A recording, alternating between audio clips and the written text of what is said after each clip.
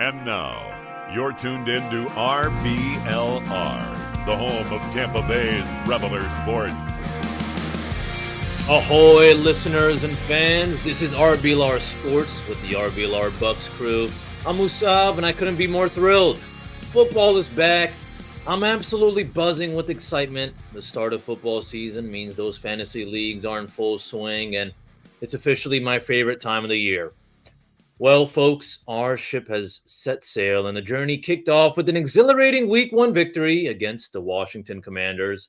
Ladies and gentlemen, we are undefeated right now. That's a pretty sweet feeling, right? I know it's only 1 week, but hey, I'm all aboard the optimism train.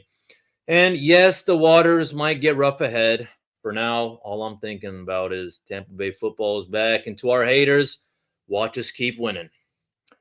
Folks, don't forget to like and subscribe if you enjoy what you hear, but also we want to hear from you. Drop a comment with your thoughts on Week 1 or your predictions for Week 2 against the Lions. Or I'll tell you this, if you just want to shout, fire the cannons, we'd love to hear that as well. All right. And it might be too early to say this, but I'm feeling like that NFC South title is already calling our name again. And I think we're going to keep this momentum rolling all throughout the season. And I am thrilled to announce my two winners for tonight, who are also my fantastic co-captains on this fired-up ship. Listeners, they're back, ready to bring it. First up, we have Mr. Zach Blaine. Zach, what's up, man? Man, I'm excited to get on here and talk an actual, real regular season game. I feel like it's been way too long, brother, and I'm no group of people I'd rather do it with than our RBLR fans and you guys. Well, I'm honored. I really am. And the final puzzle piece to this trio, taking over the ship's helm to my left, he is Captain Carter. What's going on, Carter? Think you might be on mute. Shoot, my apologies, fellas. Sorry. Dreaded mute monster, man. It's every now and then. It's been a while since I've done that, so Yep. I had to mix it in. I had to give the folks what they want. It's the Week 1 jitters. Right. So Week 1 jitters. That's right. It's Week 1 for everybody. But I was just saying, I love the polo, Musab. I love the Go Bulls. There you go. Oh, wrong way. There you go. That's all right. No, it's all good. I'm not going with my directions. Go Bulls. They lost to Alabama, but hopefully they'll bounce back against. It was a good fight. Yeah, it was definitely a good fight. But speaking of good fights, man, good gracious, the Bucs. Wow. Heck of a win. 37-20 over the Washington Commanders. Looked pretty in control the whole game. There weren't really too many stutters or stops or anything like that. Of course, there's still a few things to nitpick here and there. There are always going to be things to improve upon. But, man, it was really encouraging, really fun, obviously, to have Week 1 of the NFL. But more specifically for the Bucs, it was really a blast to watch Baker Mayfield, this offense, just pick this Commanders defense to pieces. I mean, they were really met with very little resistance. I don't remember the exact number of punts, but it sure didn't seem like more than 2. They did not have very many drives that stalled out. I think we only had one punt. Yeah, no, I only remembered one, but I was like, maybe at the end of the game, maybe they sprinkled in another one. But regardless of the number, it wasn't very high. And they didn't commit any turnovers. It was a clean game. Not a whole lot of penalties or anything. They didn't have any illegal men in the backfield like the Ravens in that first game or anything. Hey, what's up, Christopher? How you doing, man? Hope you're doing well. Welcome. This is first live. Welcome, brother. Live, my goodness, that's great. So yeah, go Bucs. But yeah, we'll be talking about this victory, and then the second half of the show we'll be focusing on the Detroit game. That should be a lot of fun. So definitely stick around with us.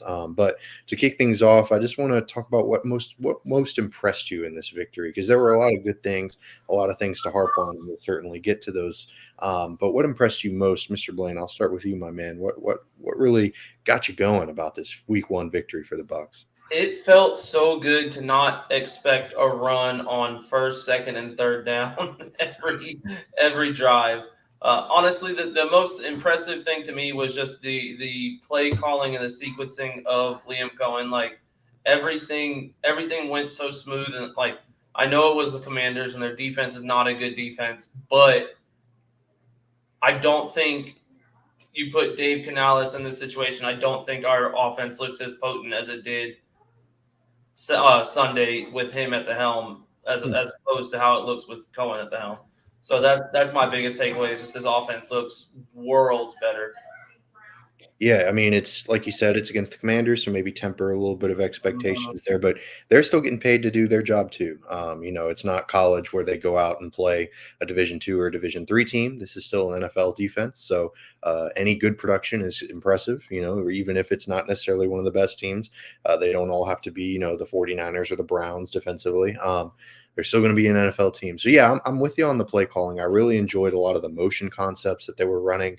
I got my dream wish was to see Rachaad White and Bucky Irving on the field and some 2 running back concepts. They had that for at least one play. The best play of the game for me, it was just chef's kiss. It was a play action screen to Rachaad White. It got called back initially because of that illegal man down the field nonsense. But my goodness, thank the good gracious of the NFL for calling it back, because that was such an exciting play. Rachaad White screens are always great. I'm looking forward to seeing that throughout the year. But yeah, the play calling was wonderful. He had a lot of motion concepts with Jalen McMillan that were great too. But Mr. Treek, how about you, my friend? What impressed you most in this win? Oh man, I'll tell you this a lot. I'll tell you, but I'm just going to piggyback off of what Zach said. How efficient our offense and how much better our offense looked. I mean, the run game was amazing. Bucky Irving and Rachaad White working together. And I shouted to Greg Allman. Actually, he had tweeted this. Bucky had racked up 62 yards, which is actually more than like 15 of the other rookies, I believe. I think he had said like combined or something. So Bucky balled out, Rachaad White balled out. But I'll tell you this also, what kind of stood out to me, because I was actually a little bit interested on the stats, and shout out to Pro Football Focus. The Buccaneers were very efficient on the third downs. That's all that really stood out. You look at the stats, it's pretty similar. Same kind of possession, same kind of amount of time, same number of plays or whatever.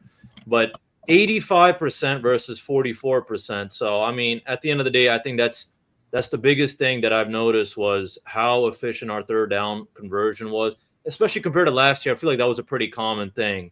But other than that, though, I'd probably say the last thing, though, was it was really nice to see how, they were sharing the ball with the wide receivers. Listen, you always want to see one guy always just absolutely take off. But we had 3 guys who took off together. Mike Evans, Jalen McMillan, and Chris Godwin all racking up about 50-plus yards each. They're all gathering about 5-plus receptions. I mean, I'll tell you this, it's actually really nice to know that Mike Evans knows when he needs to take a break and all that. I don't know if it's exactly just up to him, but knowing that he has backup, knowing he has guys who can kind of help him out, a.k.a. McMillan, Godwin, Palmer, etc.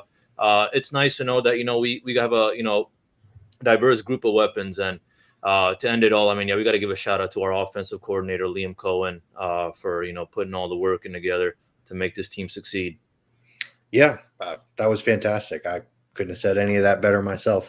Third down conversions, huge. That's always a big part of why a team wins or why a team loses, and their success on third down certainly contributed to the victory. And I definitely love the idea that Evans can come off the field and the Bucs are okay. Chris Godwin and Jalen McMillan can hold it down, and then Trey Palmer can fill in. So yeah, that's huge, especially, and Mike Evans isn't falling off or anything, but he's not a young man anymore. He's in his 30s. He needs a little bit of time off, as don't we all? So he can't be out there every play, and it's wonderful to see that they have some options to kind of give Mike Evans some time off his feet if he needs it, and also save him from himself. I'm sure Mike Evans, with his competitive drive, wants to be out there every play, but hey man, like let's chill out. We need you the whole season. So I'm sure that's what the coaching staff is telling him. But one thing that the Bucs can kind of work on a little bit moving forward. Jalen Daniels ran all over them. I think he ran for almost 90 yards by himself. I think he was the leading rusher for the entire game. Yeah. That's not great, but it also speaks to the Bucs doing a nice job of shutting down the passing game for the Commanders. So that's encouraging. But at the same time, they're going to be playing the Ravens and the Eagles this season, which those are only 2 games. So not necessarily huge concerns, but they got to win those games. They got to go out and play Lamar Jackson and Jalen Hurts, which isn't going to be easy regardless, because those are 2 great quarterbacks. But did Daniel's success kind of make you concerned moving forward, especially for those games? Mr. Treek, I'll start with you, my man. What were your thoughts on Daniel's kind of running all over the field?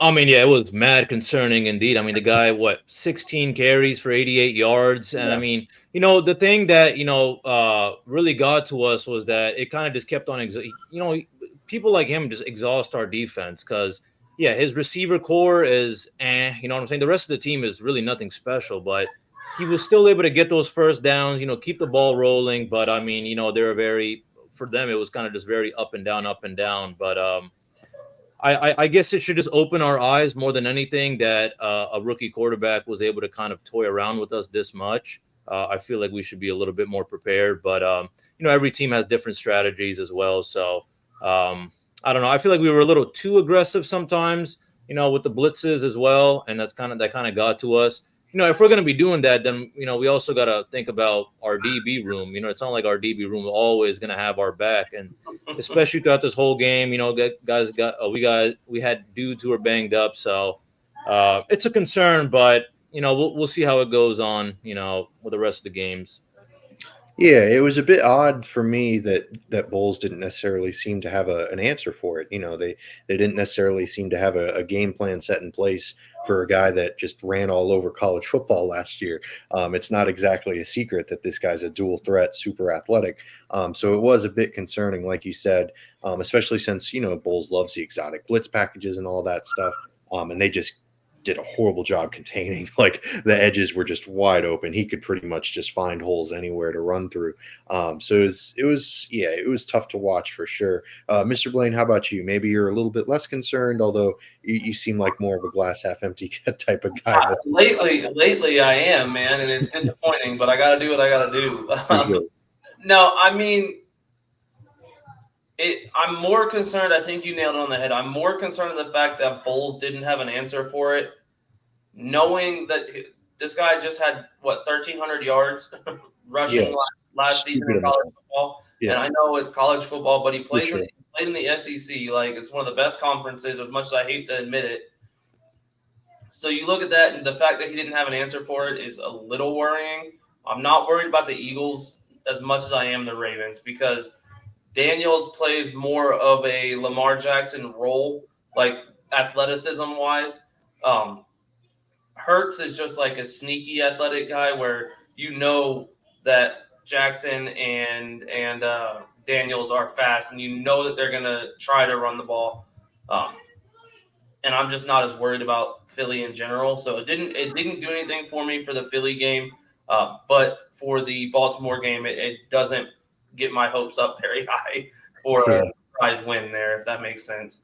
Yeah, I mean, that's the thing. Like, we're talking about the Baltimore Ravens, one of the best teams in the NFL. That was going to be a tough game regardless. Many teams have tried to game plan and tried to figure out how to stop Lamar Jackson or slow him down, and they have been unsuccessful. If we had the answers, we wouldn't be sitting here. We'd be hired by an NFL team. So, I don't know that the Bucs are going to be successful against the Ravens regardless. But yeah, it certainly wasn't a great sign. It was definitely a little bit concerning. And speaking of concerning, they also got some tough injury news. Antoine Winfield Jr. out for a couple of weeks at least. Bryce Hall done for the year, unfortunately. It was a very brief cameo for him. He suffered a leg injury, a lower body injury, and it's tough. Zion McCollum was a non-contact participant today. He's dealing with a concussion that knocked him out of the game this past week. So, kind of already getting into trouble with the secondary. There's not a whole lot of depth there. That was a huge area of concern for the Bucs. I think from our perspective going into this season, their answer was bringing back Keenan Isaac. I don't know if y'all think that's enough. To me, it's kind of a temporary measure. They're probably hoping that Zion McCollum is not out this week. That speaks to maybe Zion McCollum being healthier than we are expecting. But what do y'all think? I know, Zach, you're a huge proponent of bringing in, some veterans or bringing in some new guys. Apparently they brought in some guys for tryouts, but none of them worked out as well as Keenan Isaac. So what are your thoughts on the secondary moving forward with all these injuries? I mean, we carried 11 defensive backs for this exact reason, and we lost almost half of them in this game.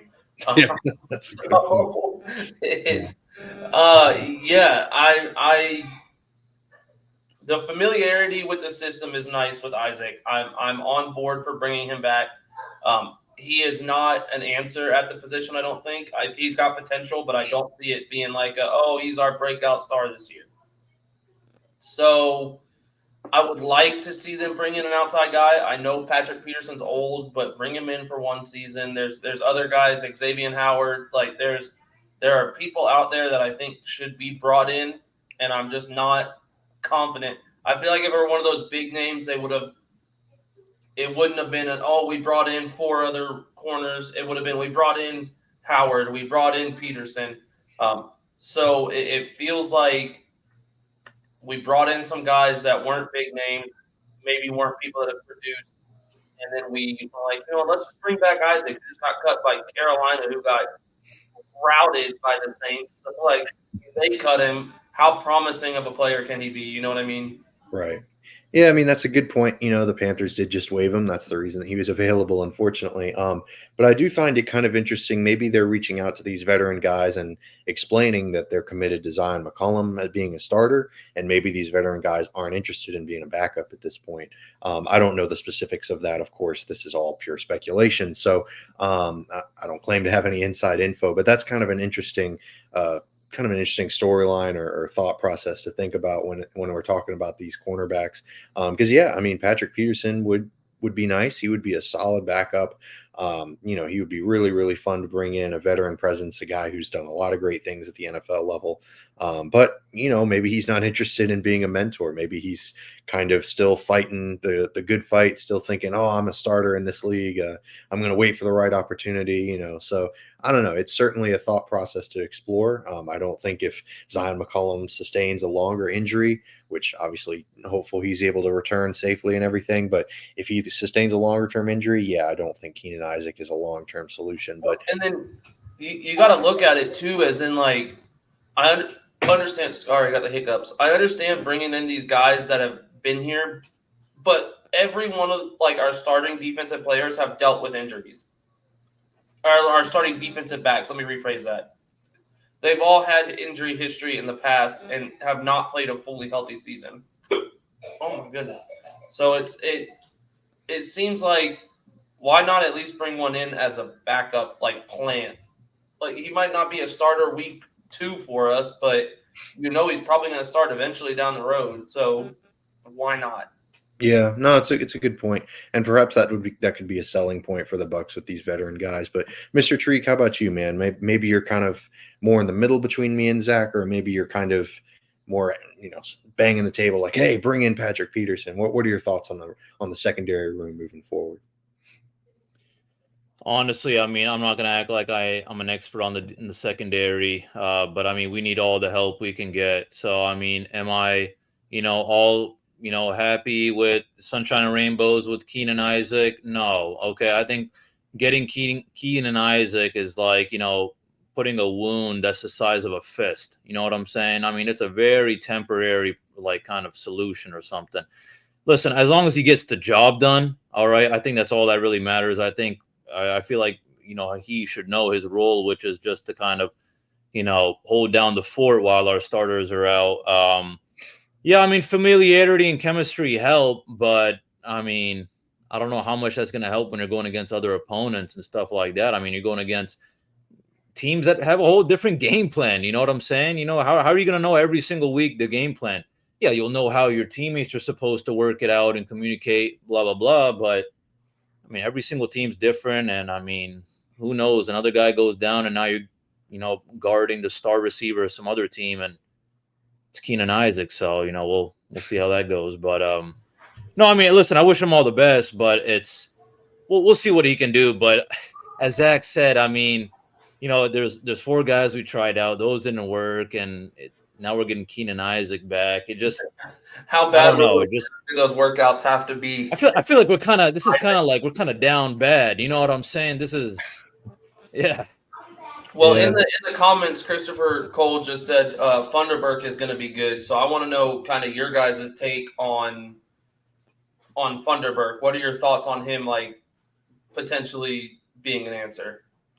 Yeah, I'm not really sure. I'm too familiar with Mr. Funderburk. I know he was dealing with an injury this previous week, right? He was kind of a little. He's been dealing with an injury the last 2 preseason games, and I believe he was inactive for this game because of that injury. Yeah, so clearly they think very highly of him if they've kept him around through that injury. which is, that's great. That's good news. That means that they see something that they like, which, like Christopher is explaining, that hopefully means he's going to be pretty good. The Bucs love those undrafted corners. They had some success with Christian Isian last year, who filled in at the outside cornerback role. Obviously not ideal moving forward. Hopefully he doesn't have to do that again throughout the year, but it was very valiant of him. He did a fine job given the circumstances. So I'm pretty excited to see if Funderburk gets some time, get some action, if he can stay healthy or get healthy rather. But Mr. Treek, how about you, man? What are your thoughts on Funderburk and him potentially getting some playing time?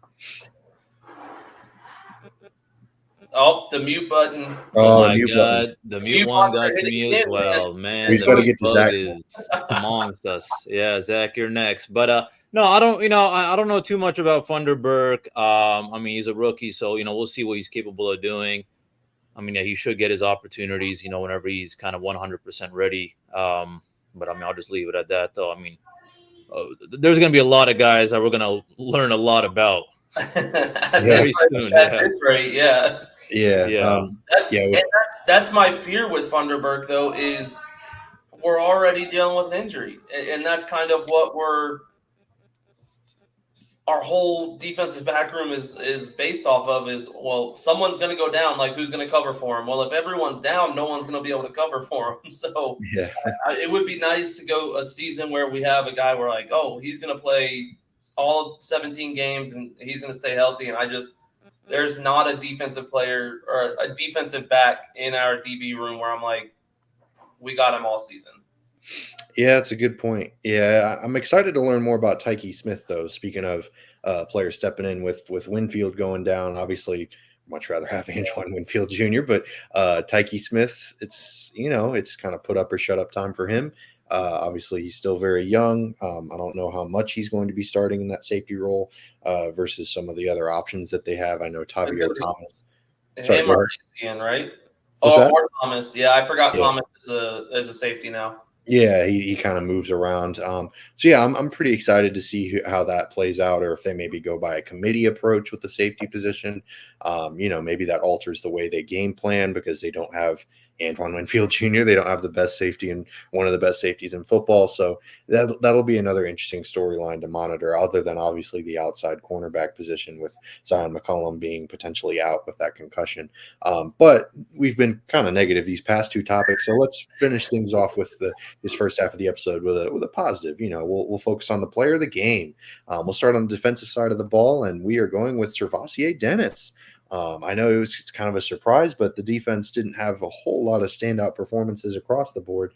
But Dennis did a really, really nice job. Mr. Blaine, what were your thoughts on Dennis's opening day performances? Yeah, I mean, it was impressive to see. And then the bigger thing for me was how effective he was with not as much playing time as other linebackers. Like, he was effective and he got his first sack. Like, it was just everything that he did I was impressed with in this game. And I think that he's earned more playing time, in my opinion. Like, no one else really wowed me on our defensive side. So, obviously, David's our number one, but I think Dennis is making a case to be a solid number two. Yeah, absolutely. Dennis is really, really solid. I know Britt is kind of the incumbent. I'd be interested to see if the Bucs maybe try Dennis out or Britt, either one of those guys out, as sort of a hybrid safety role to sort of supplement the Whitehead combination instead of maybe going the traditional safety route. That's I like that. That just got me a little excited. Yeah, yeah, you got your ears perked up at that one. Yeah, it could be something that they could explore. I mean, it's the Bucs, they're always going to explore every option available. But Mr. Tariq, how about you, my man? What were your thoughts on Servassier Dennis's first game? Oh, Servassier Dennis came through big time. I mean, as a first game, racked up a sack, tackle for loss, just what we needed. I find him to be honest, a little bit more kind of like faster and better in coverage than KJ Britt, if you ask me. I don't have too much to back that up, but I mean, that's just the kind of vibe I got just from one game, though.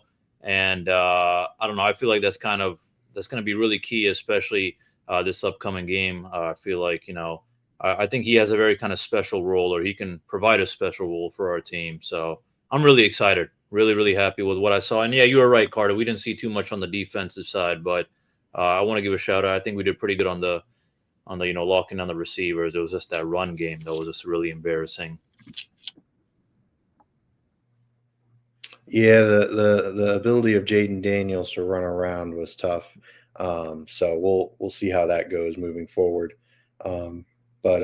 Yeah, Dennis was really impressive. And on the offensive side of the ball, it was Baker Mayfield doing his thing. He was doing a really great job, manning the ship sort of. And he was really impressive. Baker Mayfield was putting up some great stats. He was putting up some nice passes to the various wide receivers. And Zach Blaine, you're the president of the Baker Mayfield fan club. So what were your thoughts on Baker's performance in this first game? And there it is. The mute bug bit us all. We knew it was going to hit everybody. Oh, damn it.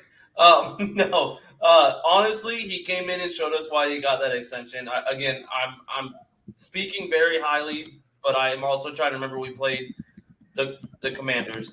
they're not a great team, but I mean he just played very, very good. What, he had 4 touchdowns, like 289 yards or something like that.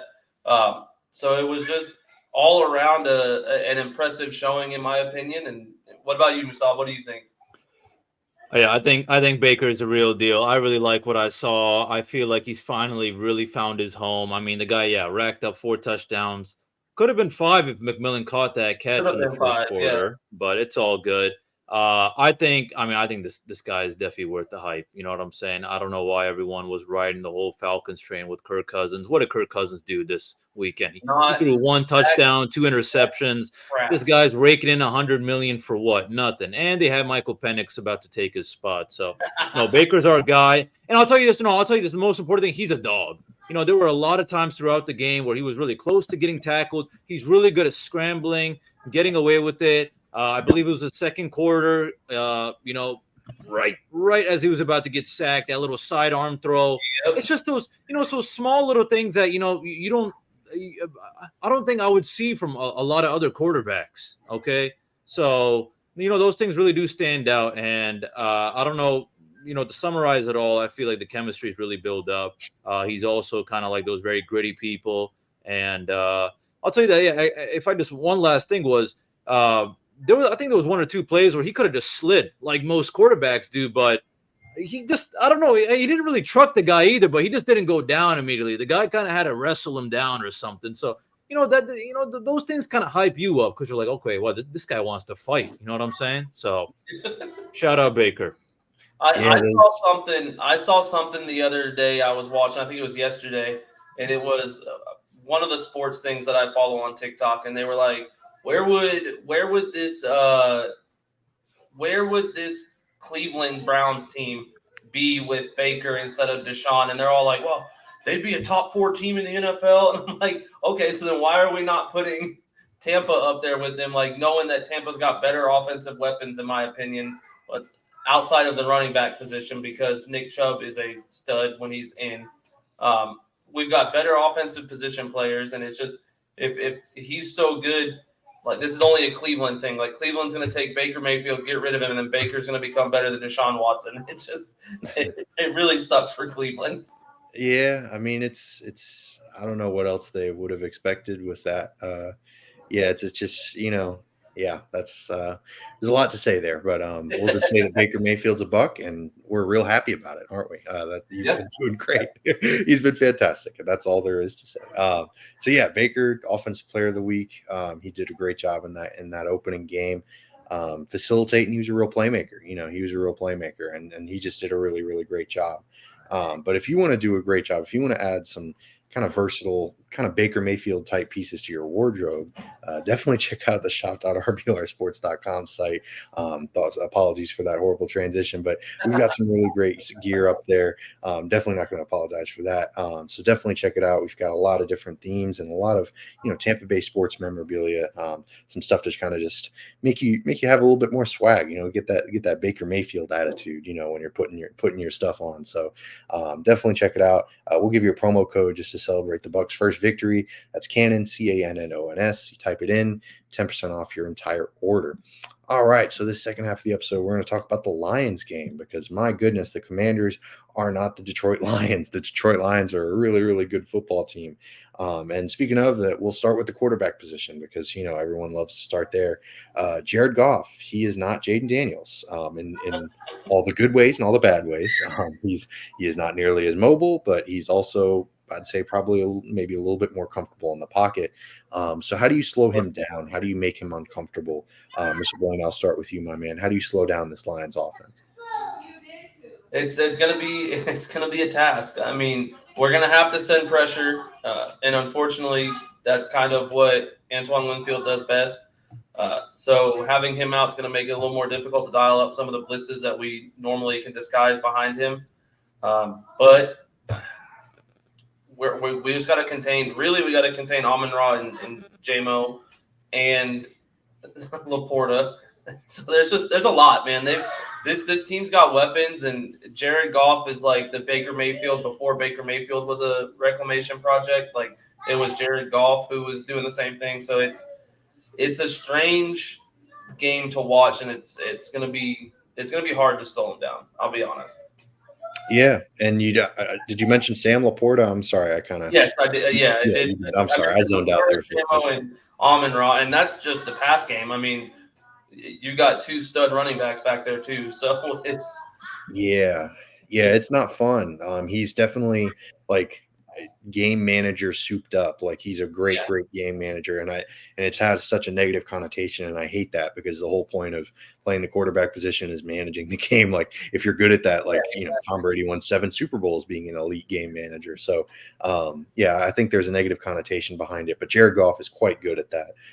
Because he's got talent around him and they do a great job. I think if the Bucs can get him a little bit off schedule, like Zach said, apply some pressure, I think that'll kind of do a nice job of throwing him off his rhythm and throw him off his game. But, as we all saw last year with the playoff performance, it's easier said than done, a lot easier said than done.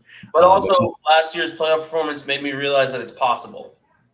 That's true. It was a closer game than I think we all expected. It was very down to the wire. The Bucs did not look out of their element, which is very encouraging.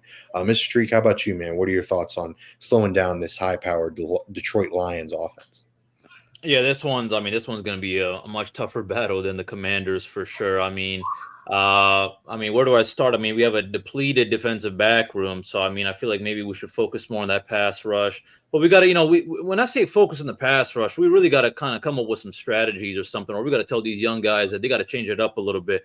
I'm looking for some more kind of stunts and twists, or maybe changing up the defensive schemes, or knowing when to blitz and when not to blitz. You're not going to hit it every single time, but those kind of things, because more than anything, we're going to have to shake up Jared Goff and.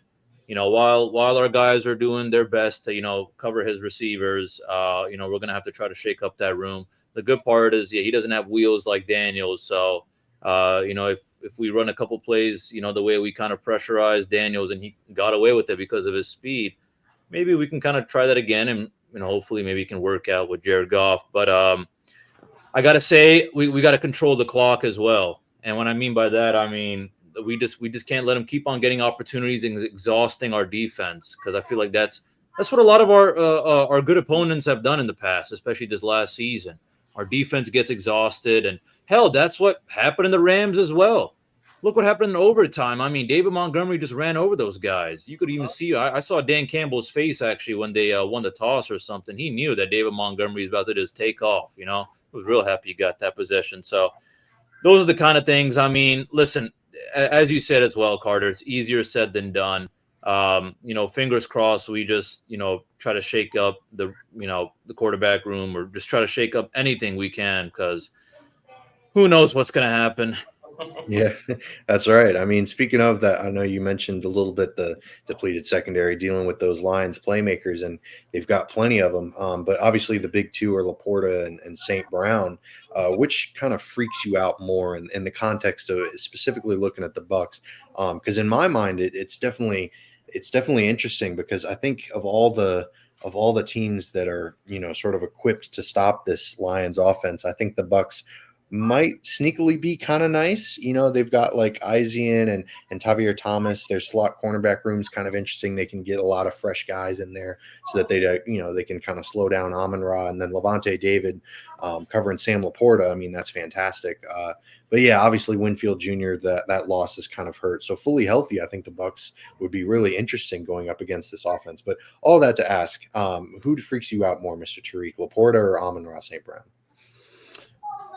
Oh man, this one's actually tough, and I only say this because I say Amon-Ra had a really bad game last week. This guy was locked up. 3 receptions for 13 yards. Not good. And I don't want to just put it all on him. Of course, the Rams defense really stepped it up. So, one side of me thinks that he's due for a game that's at least solid. You know what I'm saying? Especially against a DB room like ours. You know what I'm saying? Then on the other hand, you got Sam Laporta. I mean, the guy's listed as a tight end, but I mean, he could easily be a wide receiver. And unfortunately, what kind of makes him stand out compared to other guys is that kind of size and agility. But thankfully, we got dudes like Levante David, and I'm hoping maybe Savasi Dennis can also step up and help him out as well, kind of containing that space that Laporta would occupy. But I'm gonna have to go Amon-Ra St. Brown just because I feel like with the depleted DB room and the fact that he was locked up. I mean, I was shocked when I had read that, and I actually read a little Lions article. I think Dan Campbell was like, "Yeah, that's embarrassing. We're definitely going to try to get him more reps for sure." So, they're going to do whatever they can to try to get him more reps, and we're going to do whatever we can with our guys to try to lock him down. And I guess we'll just close our eyes and hope for the best. Yeah, absolutely. Amon-Ra, definitely. I like the fact that you mentioned, him being locked up last week because he had a rough week. So not only just the motivation factor, but just from kind of a big picture perspective, there's going to be a regression back to his true talent level because that does not accurately reflect who he is as a player, that one game. So he's bound to kind of come back this week 2 game and have a really, really solid game because that's who he is. He's a great receiver. So yeah, definitely a worthy mention right there. But Mr. Blaine, how about you? Maybe you're more freaked out by Sam Laporta, or you kind of freaked out by Amon-Ra St. Brown? I mean, I'm freaked out by all of them, but if I'm being honest with you, my biggest fear is neither one of them. It's Jameson Williams, and I say that because Amon-Ra, I don't think, from what I've watched, and I know it sounds cheesy, but playing all the Maddens and stuff, he's not that fast. He's quick, but he's not a 4.2 40. You know what I mean? Whereas Jameson Williams, that is what he's known for, is being one of the fastest people on the field. And I don't think that we have the corner depth not necessarily the depth, but the corner talent to keep up with that speed. So that's my biggest fear. And if I'm not mistaken, he had a huge catch on us in the playoff game as well. So he scares me, I think, the most. Interesting. Yeah, I mean, Williams is certainly worthy of mention. He's tough. They don't seem to be super comfortable using him yet. Maybe he's primed for a year 3 breakout. In his 3rd season. That's the hope for the Lions, obviously. But yeah, he's definitely a name to monitor, especially because he's going to have Jamel Dean or Zion McCollum. That's not ideal. I don't know that either of them. I don't know if anyone is athletically equipped to keep up with him. But it's just going to be interesting to see how the Lions incorporate him into the offense, not only in the Bucs game but moving forward throughout their season. I think that's a huge storyline for sure because he's been a disappointment so far. He was a round 1 pick and he has not produced that level. He was, if I'm not mistaken, he was injured his rookie year. Yeah, and he got suspended last year. Right. He's been a disappointment, but I don't think it's lack of ability. I think it's lack of availability. For sure. But, sometimes that's the best ability, availability. But no, I do feel you. It's going to be interesting to see if he can manage to stay healthy and manage to, stay off FanDuel, if he can actually put together a quality season or not. But speaking of matchups, I know we were talking about Jamel Dean versus Jameson Williams or Zion McCollum versus him. What are some kind of key matchups that you're looking at? Mr. Blaine, I'll start with you, man. In this Lions-Bucs game, is there any individual or maybe position group matchups that you're looking at as being kind of a big key for this game's outcome? I think it's got to be our front 7 against against Detroit's O-line, and like Yeah. the ability of us to get pressure on Goff and the ability of us to slow down the run game. I don't think there's going to be stopping Jahmyr Gibbs and Montgomery, but slowing it down is more promising in my mind. So I think that's going to be the biggest difference maker in this game is our ability to get pressure / run stops. Yeah, I mean, like you said, that's a great point. Stopping the run is going to be huge because it gets them off script. You know, Ben Johnson, their offensive coordinator, complete mastermind. He's going to be a head coach next year somewhere. Yeah. But you know, he stayed in Detroit. I'm sure he was highly courted, highly sought after by many NFL teams, but he was content to stay in Detroit, unfortunately for the Bucs, because now they have to deal with this offense. So yeah, if they can get them into, you know, second and long, third and long situations, that's just harder to draw plays up for, regardless of how good your team is or how great of a play caller you have. So yeah, getting them off schedule, sort of, not only with Jared Goff, you know, going through his progressions, but also just from a play calling perspective, having to kind of go deeper into the bag as opposed to just like, oh, we gained 4 or 5 yards, we gained 3 or 4 yards on first down. This is, you know, going according to schedule. So, yeah, that's going to be huge for sure. But Mr. Treat, how about you, man? What's a big matchup you're looking at for this week's game? I was going to say the same thing as Zach. I was going to say, yeah, their offensive line versus our defensive line. And I'll tell you why, because no Cansey, no Logan Hall. All right. Ernest Brown is on IR. So now you have CJ Brewer, Mike Green stepping up. All right. And let me tell you something. Vita Vea and Greg Gaines this last weekend, they played a lot of snaps. Okay. Shout out to Greg Allman again. Vita Vea, 59% of snaps. Greg Gaines, 61%. So they got a lot of their reps in. Now, I would have been fine with our D-line going against the Commanders with what we have, you know, going against the Commanders, but this is going to be different. You know what I'm saying? This game is going to, you know, this game should give us an idea as to where we actually stand in the NFC. You know what I'm saying? So the Lions got a much stronger, you know, rush game compared to the Commanders.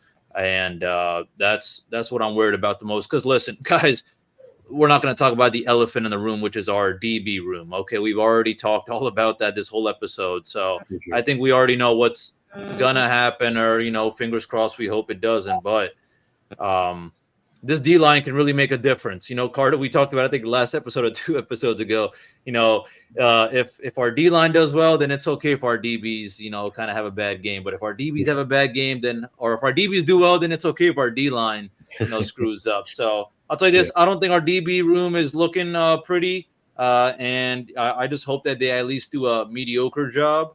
But I need the D-line to step it up. You know, I'm hoping we can see what Mike Green and CJ Brewer and the rest of these guys, our edge rushers, Vita Vea and Greg Gaines, what they're capable of doing. Absolutely. Yeah, and on the flip side, I think that Aiden Hutchinson versus either Tristan Wirfs or Luke Gadecki or a little bit of both, that's going to be really cool. I think that's going to be a really fun thing to watch throughout the game because, you know, Aiden Hutchinson's great, but so are Tristan Wirfs and Luke Gadecki even. So I think that's going to be a really interesting matchup as well, but definitely some worthy mentions there from y'all. So now we'll get to a segment that we did a lot last year and we're bringing back for this season, over-unders. I'll start us off this year. Yeah, that's right. I'll kick things off this year, and I'll go with, this is, I guess it's technically the Lions, but over under 300 passing yards from the Lions. So Jared Goff, 300 passing yards. I'm going to take the over on this. I think Jared Goff has a big game. I know the quarterbacks in the NFL, that was kind of the big story this past week. None of them played very well, other than Baker Mayfield, of course, and Sam Darnold for some reason. You know, so that's kind of the big story of last week. But I think that Jared Goff is going to have a pretty big game. He's going to take advantage of the mismatches, the Bucs' inability to get after the quarterback and really cover the receivers. You know, they're just going to have a rough time. So, excuse me, I'm going to take the over on that. But Musab, what are your thoughts? You got the over, the under on 300 passing yards allowed by the Bucs. I'm going to go under. I think if the Lions do succeed, I feel like it's also going to be due to their run game and not only just Good on point. Goff. So I'm going to go under. I think he will be close maybe to hitting it, but he could also, you know, be a lot under it. But I'm going to have to lean under on that. All right, solid, solid. I like it. I like it. How about you, Mr. Blaine? I know you're probably going to hammer that over because Yeah, I'm thinking well over 300. well over. I'm My not goodness. saying he's going to throw for 450 yards, but I wouldn't be shocked to see 360 to 380. Wow. I'm telling you, that's how low I am on our defensive back room, and this team has Damn. weapons, and Might have to write that down. right Yeah, now, I was about to say we're gonna have to follow up on this if this doesn't happen. I hope it's wrong. I hope that I'm wrong, but that's where my brain goes when I think about this Lions offense. Wow. Okay. So 360 to 380. Let's mark that down, Mr. Mark it down. Yeah, I'm marking it. Yeah. Oh, Remember that. Yep. Yep. It's interesting because I mean, I know that Jared Goff had a really nice season last year, and he did throw for 4,500 yards, which is a really quality season. But that's not quite 300 yards a game, so that wasn't super common. But then again, he wasn't playing the Bucs every game, so that's that'll be something interesting to watch for sure. So if they give up like 200 yards, we're gonna be on you. We're gonna be on you. Like I said, I hope they give up 200 yards. I hope that's it. I hope that I'm dead wrong, and I will be so happy on here next week talking about how wrong I was. For sure. No, I this defensive back room is they're hurting, man. They're That's hurting true. bad. That is true. They are banged up and they weren't great to begin with. All right. So now we'll go to our second of the three over-unders. I'm going to give out, let's see, do I give this one second or third? The order doesn't really matter. Rachaad White over-under all-purpose yards 90. I'm going to go over. I think that he gets like maybe 30 or 40 rushing yards, maybe 40 or 50 receiving yards. So I'm going to hit the over on this. I think he gets over 90 all-purpose yards. He hit 100 last week, which, not super uncommon for Rachaad White because he does great jobs on both sides of that coin. Mr. Blaine, you're a known Rachaad White hater. So what do you think? Over under 100 over 190? Rachaad White hater. I think he goes over 100 all-purpose yards, but I also think he averages 3 yards a carry again. Like I don't care if he gets 100 yards total. He's not a wide receiver. He's a receiving back, and the fact that we have him as our number one guy and we talk him up is just crazy to me. Yeah, I don't know. I guess I view it as like, he's a running back, but he's a playmaker. He's not really necessarily a position here or there. And the running game can come in the screen game. It can come through like motion, little touch passes and that stuff. So, there's different ways to get the main goal is to get your playmakers the ball in open space. And I think that they do that a great job with that with Rachaad White. So I'm going to go with the over on the 90 as well, like I mentioned, and I'm excited to see what he can do against this Lions defense. But Musab, how about you, man? Are you gonna be the lone guy that goes under on 90 all-purpose yards? No, I'm actually pretty high on this running back room. I don't think that they're amazing or something, but I'm pretty excited to see what they're capable of doing. And Carter, as you mentioned, that play action with Rachaad White, I'm looking forward to that because another key player was my favorite center, Mr. Graham Barton. Yes, who was a game changer. And you know what? I'll tell you this. I'm honestly looking forward to seeing that happen, a couple more times this season, if not a lot, So, absolutely. I'm going over on this. Yeah, I think that the screen game is just such a huge part of what the Bucs can do offensively. They seem to have a really, really good knack for it, for whatever reason. And and Liam Cohen seems to have a really nice grasp on how to do those kind of things. So I'm pretty excited for that. All right, so the next one is going to be, I guess you could kind of consider this a prop bet, I guess, but Chris Godwin, does he get a touchdown? Like, I guess you could say the over-under is 0.5. But so does Chris Godwin get a receiving touchdown again this week? Mr. Treek, I'll throw it right back at you. What are your thoughts on this? Yeah, I think so, but I never bet any of those anytime touchdown unless it's Christian McCaffrey last year because I think he had like 24 consecutive games with a touchdown. Yeah, ridiculous. Yeah. I mean, it's definitely possible, but if I had to, I'm going to go under. I mean, we have other guys who can get that touchdown. I think he can be a big key player in this game, but I don't know. I feel like maybe Mike Evans is more of our red zone kind of guy. If anything, I would probably say Mike Evans, but no, I can't. I'm going to go under on this. Yeah, I'm also going to go under. I think McMillan and Evans might sprinkle in a touchdown or two there. I'm hoping Otten does because unfortunately he's my starter in one of my fantasy leagues because David Njoku is out, which really stinks. But that's the cards you get dealt sometimes. So yeah, I'm going to go under on it as well. I think the Bucs are going to do a great job throughout the year of spreading the ball around, giving it to their various playmakers. But Zach, you're a known anti-Chris Godwin guy, so I guess you're going to go under. But maybe you surprise us. Maybe you hit the over. Nope, I'm taking the under. Yeah, all right. Fair enough. He used his really good game too early this season, man. His one really good game. No, I have been a known Chris Godwin non-believer, but I also am going to stick to my guns on this one. I don't think he gets a touchdown this game. I think with this defense, it's going to be like you had mentioned, McMillan and Evans, and I'm calling a Bucky Irving first time touchdown this week. So hey, that would be wonderful. I would love that. That'd so much. Yeah, I think we can all say Bucky Irving anytime touchdown. Yes, that's going to be an RBLR consensus right there. Yeah, that'd be really exciting. But we're nearing the end of our episode, so we're going to have to go with our predictions because over-unders are nice, but it's all about wins, baby. So we got to give our little predictions. And Zach, I'll start with you, ever the optimist. What do you think the final score is, and who do you think wins this Lions-Bucs matchup? This one's hard, man. My heart tells me Tampa's going to win, but realistically, I think it's going to be like 28-17 Detroit. 28-17 Detroit. All right. I'm also going to take Detroit 31-28, though. I think it's a little bit of a high-scoring affair, but I think they keep it close. But I think the Lions managed to sneak away with a home victory. They're just a really good team, and it's not a reflection on the Bucs for the rest of the year. This isn't me saying, "Oh, the Bucs are horrible." This is just me saying that going on the road against a defending division champion is really hard, especially against the Detroit Lions. They're a really good football team, and it's just going to be tough to come out of there with a victory. So I think they keep it close, but yeah, 31-28 is going to be my ultimate prediction.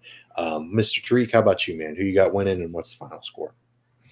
Yeah, I had to do a little bit of thinking. I might change it, but I'm just going to stick with it now. I'm going 24-20 Lions. I'm hoping, we do keep it close and we put up a good fight. I wouldn't be surprised if the Lions do run away with it, to be honest.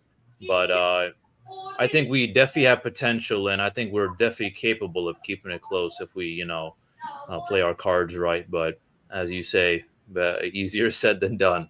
And it's going to be hard. Hey, listen, it's going to be hard. So I think the biggest thing is just to see, can we put up a fight against a really good team? With our depleted offense, or actually not offense, depleted defense. Can we survive at least? So yeah, 24-20. Yeah, and I do think that the Bucs' high-flying offense from last week sort of carries over a little bit into this week. So that's good. I think that'll be fun to watch, and that's really encouraging because if the Bucs can have, an above-average offense, a top 10 offense, which I think that they will by the end of the year, then, man, the defense can be a bit rough. They can kind of make up for some defensive deficiencies.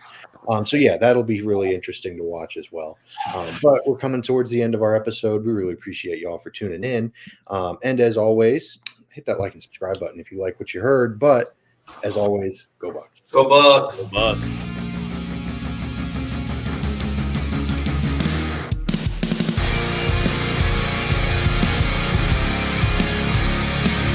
Thank you for tuning into this presentation by RBLR Sports. On your way out of the stadium, please remember to like and subscribe.